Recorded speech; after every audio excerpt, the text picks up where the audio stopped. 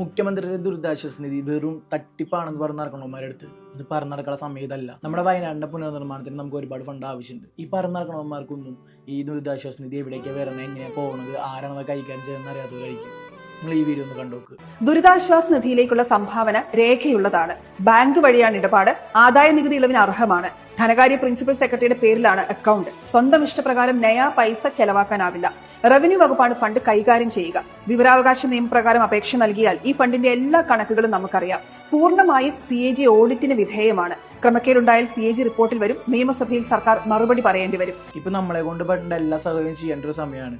ഈ ഒരു സമയത്തല്ല നമ്മളിവിടെ രാഷ്ട്രീയം കളിക്കേണ്ടത്. അതുകൊണ്ട് തന്നെ നമ്മളെ കൊണ്ട് പറ്റുന്ന എല്ലാ സഹായങ്ങളും നമ്മളിപ്പോൾ ചെയ്തു കൊടുക്കും. അതിപ്പോൾ നമ്മുടെ കയ്യിലുള്ള ഒരു 50 രൂപയാണെങ്കിലും 100 രൂപയാണെങ്കിലും ദുരിതാശ്വാസ നിധിയിലേക്ക് നമ്മൾ സംഭാവന ചെയ്യുമ്പോൾ ഓരോരുത്തരും ചെയ്യുമ്പോൾ അത് പല തുള്ളി പെരുവെള്ളം എന്ന് പറയണ പോലെ അത് നല്ലൊരു എമൗണ്ട് ആയിരിക്കും. അവിടുത്തെ രക്ഷാപ്രവർത്തനങ്ങൾക്കും അതിജീവനത്തിനും അത് നല്ലൊരു ഉപകാരമായിരിക്കും. ഇന്ന് വരെ നമ്മൾ നേരിട്ടുള്ള എല്ലാ പ്രകൃതി